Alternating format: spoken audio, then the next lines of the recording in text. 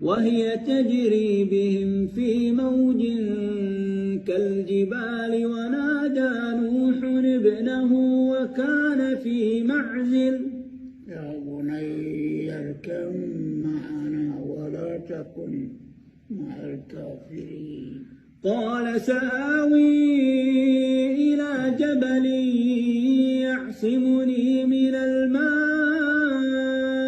قال لا عاصم اليوم من أمر الله إلا من رحم وحال بينهما الموج وكان من المغرقين